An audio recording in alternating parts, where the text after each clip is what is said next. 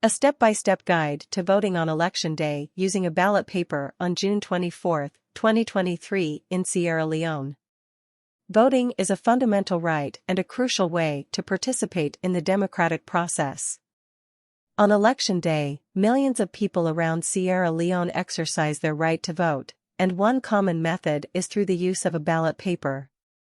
This video will provide you with a comprehensive step-by-step guide on how to vote using a ballot paper, ensuring that your vote is cast accurately and effectively. Step 1. Understanding the ballot paper. Before you head to the polling station, familiarize yourself with the layout and format of the ballot paper.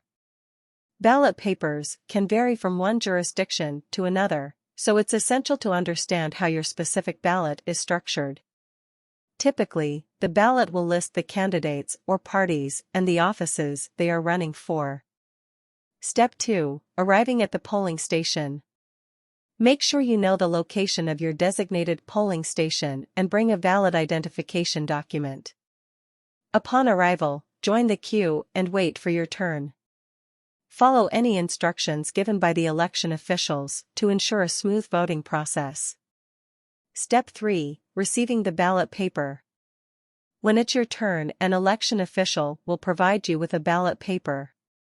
Verify that it is the correct ballot for the election you are participating in. If you have any questions or concerns, don't hesitate to ask the officials for clarification. Step 4. Finding your preferred candidate. Take your ballot paper to the voting booth or a designated area for privacy. Read the instructions on the ballot carefully. Look for the names or party symbols of the candidates or parties you wish to vote for.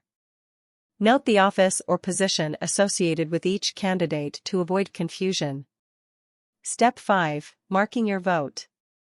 Using a pen or pencil provided at the polling station, mark your preferred candidate on the ballot paper. Follow the instructions on the ballot regarding how to mark your vote. In most cases, you will need to place a clear mark, such as a tick, cross, or filling in a circle, next to the name or symbol of your chosen candidate. Ensure that your mark is within the designated space and does not extend beyond it. Step 6. Reviewing your ballot. After marking your vote, carefully review your ballot paper to ensure that you have clearly indicated your chosen candidate. Double-check that you have not marked more than one candidate for the same office, as this may invalidate your vote. If you make a mistake, inform an election official, and they will provide you with a new ballot paper. Step 7. Casting your vote. Once you are satisfied with your marked ballot, fold it carefully to conceal your vote.